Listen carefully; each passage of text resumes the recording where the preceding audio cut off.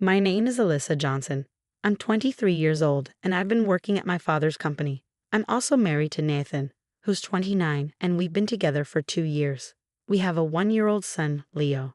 Nathan often suggests I should leave my job at my father's company, mainly because he doesn't like my parents. He seems to be bothered by my father's lack of formal education and the small, somewhat run-down company he runs, which manufactures screws and small components. Nathan doesn't want to be associated with it. In contrast, I admire my father for his hard work, courage in the face of challenges, and genuine care for his employees.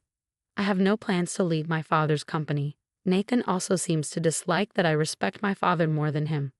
One morning, while having breakfast with Nathan and our son, Leo, he brought up the topic again. Alyssa, you should consider a job at a bigger company. You graduated from a prestigious university and you're beautiful.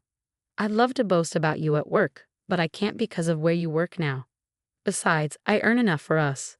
Why don't you consider staying home instead? These conversations always end the same way, with me telling Nathan I won't quit my father's company. Typically, Nathan responds with remarks like, "You're the only one in the world who doesn't listen to me," or, "If you keep this up, it will be harder for us to stay together." Then he usually leaves the room. Later, he often does something petty to upset me and then gloats, asking if I'll listen to him now. Though divorce has crossed my mind, I can't bring myself to go through with it. Both our families get along well and love Leo dearly. My father and father-in-law are good friends and spend time golfing and fishing together. My mother and mother-in-law enjoy art exhibitions together. Both sets of parents have provided Leo with a loving environment that I wouldn't want to disrupt. My feelings for Nathan have faded, and I no longer enjoy sharing a bed with him. Since Leo was born, I've been sleeping in Leo's room with the door locked. Nathan used to barge in and argue about my job, scaring Leo with his loud voice. Now he stays away at night, but I keep the door locked just in case. This morning, as usual, Nathan harassed me for not quitting my father's company. Instead of coming home for dinner, he went out drinking with colleagues and sent me a photo of himself smiling with a female coworker. This doesn't bother me or make me feel insecure. He messaged me saying, "This is how I blow off steam because you won't listen to me. Quit your father's company now." I wanted to ignore his message, but for the sake of our families and Leo, I responded, "I just wanted you to come home and have dinner with us." His reply was dismissive. "Must have been tough, huh? I'm coming home now." I regret marrying Nathan. Though he's intelligent, his behavior is immature and frustrating. Then one day, Nathan happily announced, "I might be getting promoted soon," Nathan said with excitement. "Wow, that's great." I replied, "Did that recent deal go through?" "Not finalized yet, but it's as good as done. The boss will be thrilled, maybe even cry with joy. The director who used to be so high and mighty will have to bow down to me now, haha." That day, Nathan surprisingly didn't urge me to quit my job at my father's company. Instead, he headed off to his own workplace while I left home with Leo to go to my office. As usual, I dropped Leo off at my parents' house nearby before going to work. Upon arriving at work, my coworker Jake hurried over to me. "Good morning, Alyssa. The boss seems unusually upset today. Did something happen? Everyone's worried about him." Hearing this, I immediately went to the room labeled Invention Room, where my father was. Inside, I found a young man in his 20s sitting on the sofa, his face streaked with tears. My father, looking more furious than I had ever seen him, was sitting across from the young man. "Sorry, Alyssa, I can't spare the time to chat right now," my father said curtly. "Everyone's worried about you." "What's going on?" I asked, concerned. Apologizing for his abruptness, my father invited me to join the conversation. As I took a seat next to my father and looked at the young man's tear-streaked face, he stood up and introduced himself. "Nice to meet you. I'm Scott." "I'm sorry for causing any trouble," Scott said apologetically. I asked him, "What happened, Scott?" Scott began explaining his situation. He works at an electrical machinery manufacturer and had recently been promoted to assistant leader for a new machinery project. However, the designated leader didn't attend meetings or go to the field, essentially serving as a figurehead. The team members preferred it this way as it made their work easier. Scott found himself fulfilling the leader's responsibilities. Scott mentioned that some components from my father's company were chosen for his project. He visited my father's company without an appointment and in a disrespectful manner demanded to speak to the CEO. His appearance, marked by unkempt hair and multiple rings, didn't sit well with my father's secretaries, Jackson and Randy. They asked Scott to adjust his attitude and appearance before returning. Unaware of what was wrong with his demeanor, Scott went back to his company and spoke to his boss, who reacted angrily. "Don't let them walk all over you. Assert yourself and tell them we're using their parts," his boss said. Eager to meet his colleagues' demands and use my father's company's components, Scott returned to my father's company. This time, he approached Jackson and Randy more respectfully, asking, "Please tell me how I can improve my approach." My father happened to overhear the conversation and invited Scott into the meeting room for a discussion. "We don't judge people by their appearances," my father began. "I believe they were trying to teach you workplace etiquette," my father explained. Jackson and Randy nodded in agreement and began instructing Scott on professional conduct. "When you visit other companies, they often judge your entire organization based on your presentation. Which type of company do you think would be better received? One where people are well-dressed and courteous, or one that isn't?" they asked. Scott answered, "The former," and apologized, promising to start anew. After making an appointment, Scott returned with a more polished appearance, back straight, hair neatly styled, and no accessories. As we spoke with him, we saw his sincerity and dedication to his work, not just in terms of components, but also his willingness to collaborate and share ideas. This led to successful cooperation between young members of Scott's company and my father's. They frequently sought advice from us, and progress was made on a new prototype over 6 months. But just as the project neared completion, the leader of Scott's team took all the prepared presentation materials and promoted a favored young female employee, removing the assistant leader from his position. The team and collaborators strongly opposed this, but were silenced with threats of spreading rumors and making their work life difficult. Upon hearing this, my father was enraged. Jackson, who had been listening, commented, "Those rumors are just lies, right? You shouldn't be scared of them." Scott explained that the assistant leader's removal was due to reporting a violation of working hours to the HR department. Despite facing severe warnings, he stood his ground. Scott returned to my father's company because he was frustrated with the changes and wanted to discuss everything. "You should leave that company and come work for us, right, boss?" Jackson suggested. My father, impersonating a character from an iconic Western movie, made everyone but Scott burst into laughter. Scott responded, "Despite the serious work you do, you all seem to enjoy yourselves. I've always admired that, and I want to work with you all," he said with tears in his eyes as he bowed to my father. As I listened to Scott's story, something continued to bother me, prompting me to ask him a question. I asked, "What's the name of your company?" And when Scott responded, it turned out to be the same machinery manufacturing company where my husband worked. Hesitantly, I asked further, "Can I ask the name of your team leader?" As I had feared, Scott answered, "His name is Nathan Johnson." My father and I exchanged a shocked glance and held our heads in disbelief. After a moment of silence, Randy commented, "Ah, I knew I'd heard that name before. It's Alyssa's husband." I explained to Scott, "I'm sorry, but Nathan is my husband." Scott responded, "He's the one who gave me the opportunity to work at this company, so I'm actually grateful to him for that." Jackson seemed to have a concern on his mind and asked cautiously, "Given that Alyssa's here, does the favored female employee have any connection to your husband?" Scott looked at me nervously, unsure of how to proceed. I reassured him, "Don't worry about it.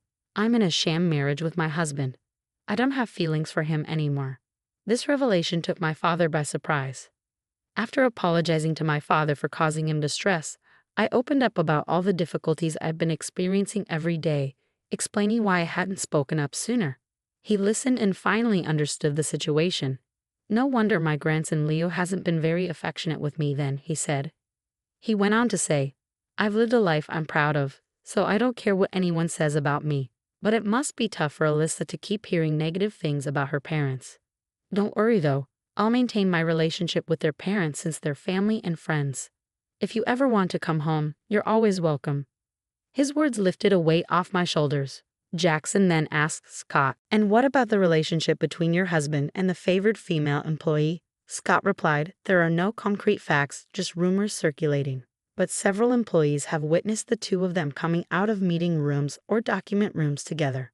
A few have even seen them going out for lunch. At this point, Randy made a phone call. "Hey, I have a situation I'd like you to investigate. Can you come to the office right now?" He asked the person on the other end of the line. Once he hung up, he said, "I'm going to have a friend from a private investigation agency look into this." Jackson then picked up the phone and started dialing, saying, "Hello. I need a lawyer who specializes in divorce cases involving infidelity. Can you come to the office right now?" "Thanks," Jackson said into the phone. As Jackson and Randy made progress with their calls, my dad chuckled and said, "Your ability to take swift action is one of your greatest strengths." Scott offered to keep a close watch on Nathan and the favored female employee for the time being. Everyone then returned to their respective work areas, and my father reassured the concerned employees by saying, "I'm sorry for causing you all worry, but it looks like we can find humor in a situation now. Thank you as always." The employees' smiles returned, and the usual lively atmosphere was restored in the workplace. My father approached me and asked, "May I discuss the recent events with your in-laws?" I responded, "I just want you to encourage them to continue visiting and showering Leo with affection as they always have." By early afternoon, the private detective and the lawyer arrived to discuss our future plans in the planning room. The meeting's contents were shared with everyone present, and it was decided that Jackson, who had returned to the company, would relay the meeting's details to me after work. When I went to pick up Leo from my parents' house, I explained the situation from my perspective, apologizing for not revealing my husband's true nature sooner. I felt guilty for trampling on my parents' beliefs that my marriage was happy. My mother, instead of being upset, seemed relieved. "Now we need to prepare a room for my daughter and grandson," she said, smiling.